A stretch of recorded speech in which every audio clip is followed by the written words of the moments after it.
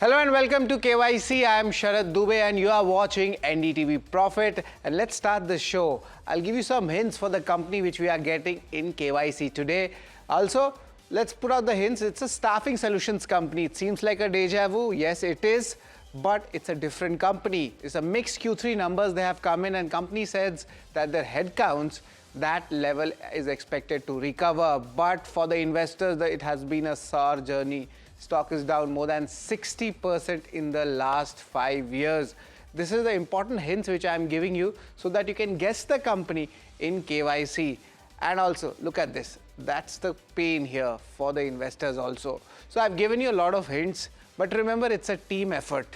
And team effort itself is a hint as well. The company in focus, the staff solutions company, is Teamlease Services. This is what I'm talking about. But why are we calling this company? Recently, we did call its peer also, Quest Corp, and now Teamlease. Now, we want to compare them. We need to understand the Q3 numbers of how Teamlease has panned out. But there are key reasons for it so that we are getting them in KYC. The Q3 numbers were mixed. So how the trends actually looking like for this industry? Another burning question is the AI space. The impact of AI on staffing solution. Now what happens in all the categories? Is there any big change happening here? That is something we'll be watching out for. The third one is the headcount recovery. By when will it happen? Will it be the fourth quarter? Will it be the first quarter of FY27? We'll get you all the details while talking to the management and the views on the BFSI segment. A recovery is being seen in this segment and in the staffing solutions.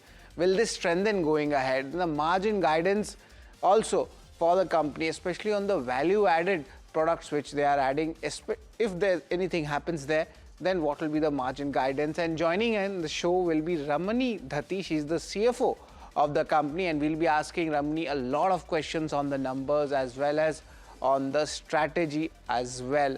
But let's move on and understand the company. You know, it's generic, in a generic manner, it's put that it's a staff solutions company, but let's go a bit more detail into it.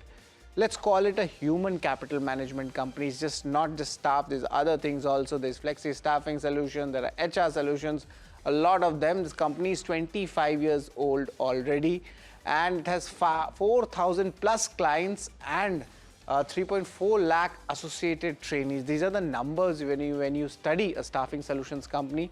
This is important. But what are the services being offered by Teamlease Services? It's around 7-8 services, but I tried to get the main ones. The general staffing, specialized staffing is there. There is flexi staffing also, the gig economy which we call, that's also there. HRTECH services is there, and learning services there. A lot of degree related services is also there.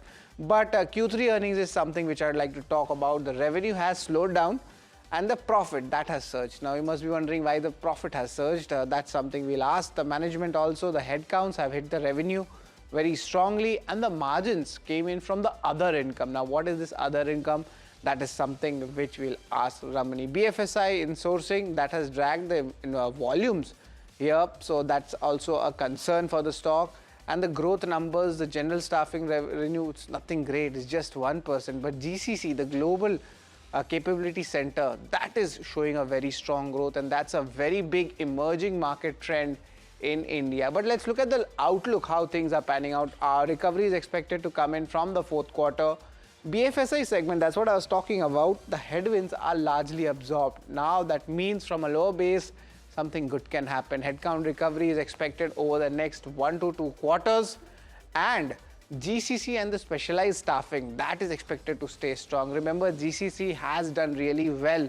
So this number is going to be something which is very important for most of the staffing solutions company going ahead. And the margins also, expectations are there that it will gradually expand as well. And just to put that in perspective, the street view, the growth has normalized in FY27. Earnings CAGR expectation is 15 to 20%. So this is the entire picture for Teamlease Services. But to give you more perspective in our show in KYC, there are 8 parameters where we judge a company. And of course, financials are one of the most important things where we get the company income statement, where your Q3 numbers will also be involved.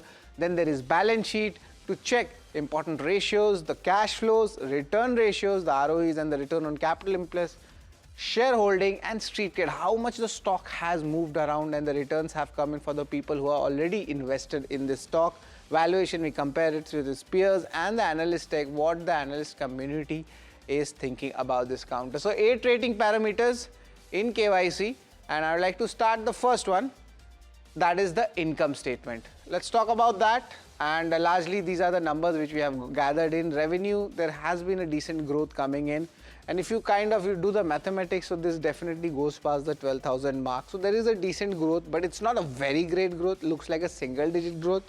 And even the PAT numbers, they are very stable business model, and the Q3 numbers, to be honest, were on the mixed side. So I have given a neutral rating when it comes to the income statement. But now let's talk about the balance sheet, how much things have moved around. These are the key metrics in the balance sheet which we have found out, and largely we see the book value has increased nicely, and these are the FY27 numbers coming in. Remember, we have one more quarter left and then we get the entire picture. Apart from this, the borrowings, that has slightly gone up, but for a business model like this, these borrowings actually don't matter. These are basically the working capital related borrowings, and the cash and bank balances. Generally, these companies have a higher cash bank balances, but that has actually come down in FY25. But there was a major IT refund, which I'll talk about it later on in our third important rating which we judge. But now, right now, balance sheet also, it is stable. So I'll give this also a neutral rating. So 2 neutral ratings coming in for income statement and balance sheet. But importantly, cash flows, they are very much important in any kind of a business. But remember, the cash flows which you're seeing is on the higher side coming in. Of course, there is some kind of variability in the net cash flows, but the operating cash flows have been decent. But what's an important number to actually watch out for is that 400 crore plus net cash flow the company is standing at, and this is because of an important IT refund also which has come in. So company's cash flows are very strong. Now, what does the company do with this deployment? That's important, whether it's kind of a buyback, which generally happens in these type of companies, or maybe some kind of inorganic acquisitions. But right now, as of now, good cash flows, that's around still a neutral rating for the cash flows. But return ratios, that's where my interest peaks for this company, and it's a very decent ROE numbers, I'm seeing. For this, 13 to 15% return ratios, even if you get, it's a very strong signal and a stable company. It's 13.5%, 13, 14, and that's expected to be around 14% as per MK's report. So it's a decent return ratios company, and the same thing goes for the return on invested capital also. And anything above 15 is always good. Remember that, it's not a rule of thumb, but generally for these companies it is. And look at it, it's overly going above the 15 mark, and that's 17.4. That's what the street is expecting. So return ratios is strong, so I'll give a good thumbs up. Also, apart from these return ratios, I'll talk about your shareholding, how much important the shareholding is. And remember, DI holding has picked up very strongly here. Promoters, it's stable, but FIs, they have reduced their space. There has been a big changeover as well, and of stake from 27 it has gone to 6%. But the other hand, look at that, it's such a stable business, and that is where you have large asset classes, the DIs, parking their money so that there's no much volatility in the stock. It's 50%. It's a very safe move, to be honest, from the mutual fund industry, but nevertheless, that's 50% of that stake coming, and that'll be pretty much interesting how this pans out. And the float in the public, that's roughly 13%. So shareholding, it is nothing but a neutral rating. But street cred, how much stock has moved, stock ne kitna paisa diya, 6 months, 1 year, that's what we talk about, and it's been a very dismal performance. 6 months, stock is down 21%. This year also nothing has happened, and the shareholders, their patience is being tested, and that's why retail position is also a bit kind of lower as compared to the institutions. It's down 38%. Last 5 years, it's down 62%. So yes, concern is definitely there in this counter, and if you're holding it, your patience is being tested. And from my side, it's a thumbs down when it comes to the street cred. But let's look at valuations, and when we compare that, we have the valuations with its peers, and its peer is, of course, recently we had got this company in KYC as well, and the valuations for Teamlease is still on the higher side, but it's still decent. For FY27, there's nothing much to be thinking about this counter. 15 times, it's fine, it's decent, but it's all the industry numbers are also decent, so nothing much great here. It's a bit slight expensive than Questcorp also, But overall, the expected P numbers which we have gotten, it's still a neutral rating when it comes to Teamlease services. But let's talk about analyst tech. Total analyst, I feel, is 12 of them are tracking it, and that's a strong kind of analyst take coming in at 12 buys.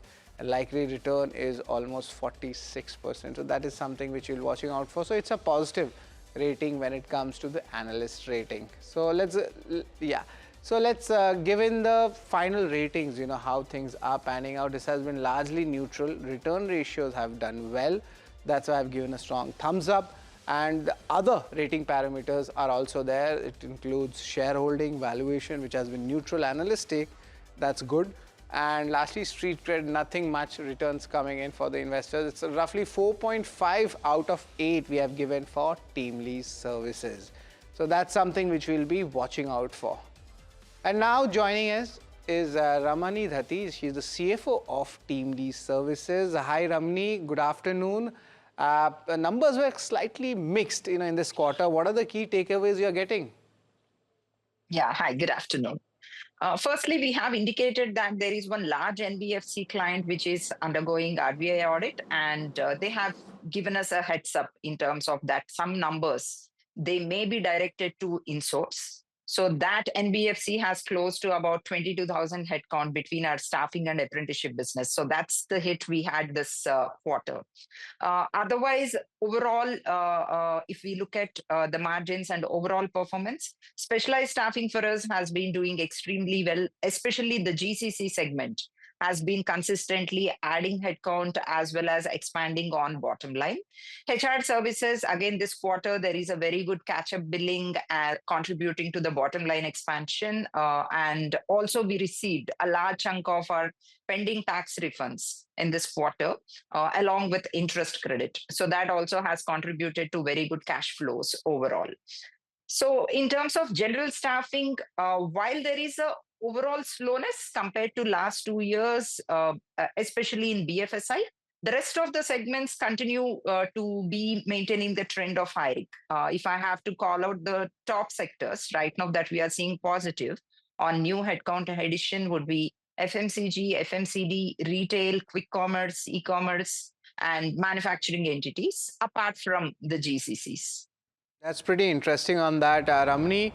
The cash numbers are on the higher side, and whenever cash numbers become on the higher side, my question for companies like yours is where does this get employed? Any inorganic acquisition, maybe a buyback, what it is? Yes, so this is a question that we are also asking ourselves, and by year end, there'll be a decision taken by the board.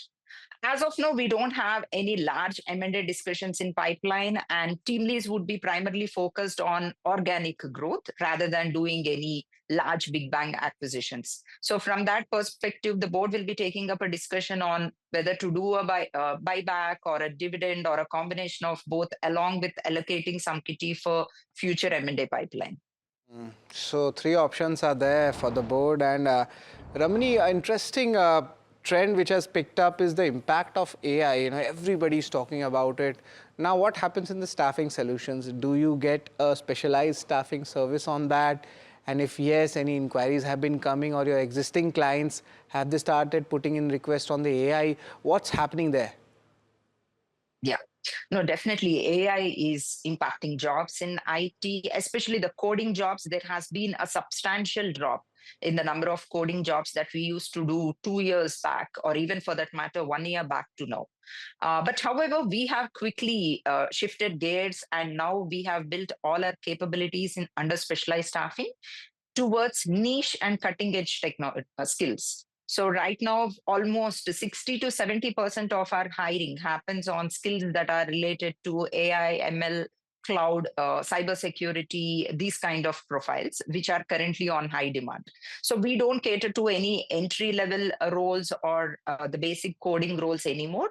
So they're all largely focused. All the 7,000 roles that we have, majority of them, 60 to 70% of them, are now towards GCCs and with the new age technologies. Ramani, now a lot of impacts are also coming in. The provisions I'm talking about, the labor code numbers, did they impact in this quarter also? and any kind of further impact we can see, and if yes, does this trend continue?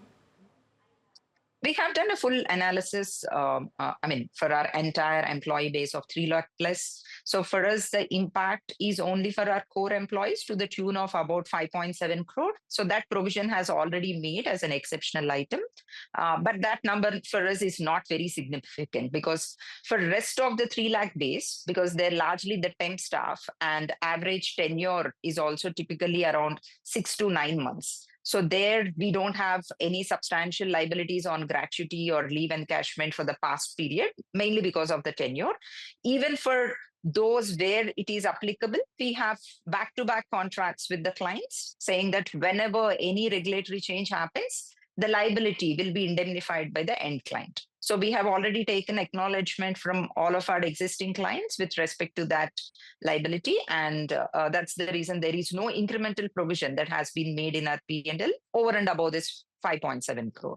Interesting. Ramani, there are two words, I'm reading the entire thing about Teamlease, and that's hurting my eyes. That's the BFSI insourcing that has dragged the volumes, and also the headcount that has hit its revenue. Now, there is a kind of a statement that there might be a recovery coming in both of these segments. And if yes, it's hurt in Q3. What are the timelines, Ramani, we are looking at Q4 or Q1 where the green shoot starts coming in? We can expect in Q1 definitely, because we have already started discussions with some of our large BFSI clients as well as prospects. So the pipeline is very healthy, and also the number of open positions. But since we are already in first week of Feb, by the time these onboardings happen, that would be like end of March and early April. And that's in line with what we are also expecting. So that's why we have indicated that by end of Q1, we should be able to fully offset the headcount loss that has happened in this quarter and turn positive on a net basis by end of Q1. That's pretty much interesting. But the margin front, generally, whenever an investor is looking at your company, they do not look so much at the margin front. But there seems like the street is expecting that the margins would slightly pick up going ahead. What will be the levers for growth on this growth in the margins? Is there a specialized service you are getting in, or is there something else? Yeah.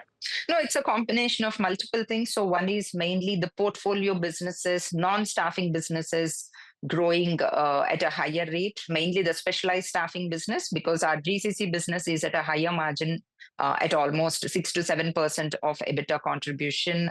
And then we have an apprenticeship business. That business is also now has turned positive on bottom line and contributing positively. So that business also operates at 4 to 5% EBITDA margin. And then HR services, which historically has been at a relatively lower margin. So now that business also next year, all the investments will be fully done, and that business also should start contributing EBITDA margins of 6 to 7% going forward. So with these segments picking up at a higher growth rate, there will be an expansion on the overall EBITDA margins, in addition to the operating leverage in staffing business, our main staffing business also playing up. Yes, but Ramani, any kind of a number or a range if you could give us, then it becomes very easy for the viewers to understand, or maybe the analysts to, get your company's numbers or financials right for the future. As a percentage, it's extremely difficult for me to give any kind of indication. And what we are targeting is expanding the absolute profits of the company.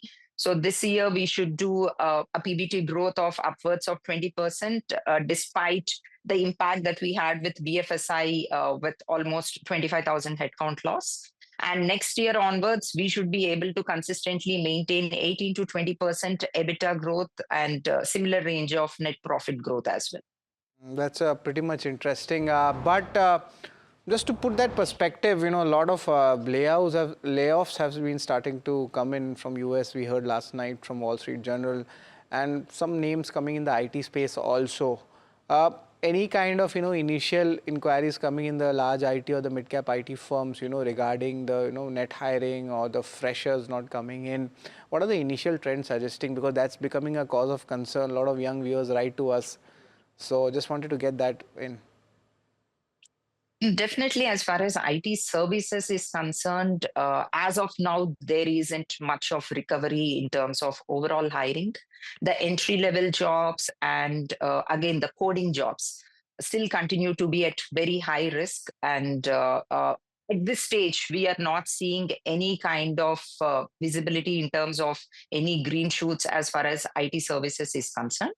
GCCs, we are very positive because even under the new union budget, with data centers and tax exemption for data centers, especially the GCC funded ones, we are confident that there'll be more jobs that would be generated under this segment. And typically, these are the higher salary jobs as well compared to the IT services. And with the kind of volume of pipeline that we are seeing in the GCC segment and data center and related segment, so we are confident that there will be some green shoots on the GCC side of the business. That's pretty much interesting. But I was just going through the con call of yours, and the client loss which was there in the third quarter, one was an NBFC client and one was an agricultural client. So will this reverse in the fourth quarter, or because Q3 seemed like an anomaly as put by you? So Ramani, Q4 they are back? So Q4, we should be having like just about turning positive because we have a couple of large prospects under discussion. So between Feb, March, we should be able to close that. But as I said, we'll be just turning positive by end of March, netting off this impact of these two clients. However, to post a positive headcount growth, that would take us time till like end of Q1 next year. That's pretty much interesting, and some new initiatives are also being taken place by Teamlease and Ramani. If I see RegTech and HRTECH, both of them are also being developed. Some are being implemented. Labor code impact is also that implementation, I mean to say, is coming in. So, what are the important outlook for these businesses, RegTech, HRTECH, going ahead, Ramani? We are very excited about this part under our RegTech and HRTech businesses because under the new labor codes, it has been now very clearly notified that going forward, there'll be a single digital return to be filed, and that would be through the Shram Suvidha portal, which the government has announced to launch. It might take little time, like maybe in the next 12 to 18 months, we can expect the launch of this infrastructure, but that would give us a substantially new target addressable market because now all the companies who are right now manually making returns, be it under PF or ESIC and all the 25 plus labor laws. So now they would be required to make one single digital return. And Teamlease being in this business and working on all these labor compliances for years, we have developed products which can enable direct filing, seamless filing on this digital infrastructure. So as and when we see the notification from government on the next steps on the filing front, so we will also be targeting the market with this new product. Well, that's pretty much interesting. And one of our Gen Z viewers has written to me and they've stated that AI skilling is very much important, Sharad. And they wanted a question for you, Ramani. And we just wanted to get in, what are the key, trends coming in the AI skilling, data science, how much of that is actually, being truthful in the ground? Has that picked up? What are the young folks, asking? Yeah, no, this is an interesting question. As far as skilling is concerned, at this stage, companies are not making any massive investment in upskilling their employees. Instead, rather they are preferring to pick fresh talent directly from market, and if they themselves have already upskilled, be it on AI or the cyber security, either by way of having a prior experience or through taking up projects either outhouse or freelancing. So that's been given as a priority. And as I mentioned, 70% of the new hirings that we are doing in our specialized staffing are mainly around these three specific categories. So one is on AI, two is on cloud related services, and third is on cybersecurity. So currently, these are the top three skills that companies are looking for. Right, so all our Gen Z viewers who are watching NDTV Profit, please note down what Ramani has said. Get your skills, get jobs in the AI sector. Thank you very much, Ramani, for your time, giving an entire view on the industry, your company, and of course, hopefully the road to recovery as well. It was a pleasure talking to you. Thank you. Pleasure. Thank you. Well, of course, we have got the management of Teamlease, and overall you have given around 4.5 out of 8 in the total ratings as well, and it's a path to recovery. It's not very convincing, but yes, the numbers were mixed in the current time, and this is what we have given in our show. So that's all, folks, for KYC. Stay tuned to NDTV Profit. We'll be getting you more important companies in this segment.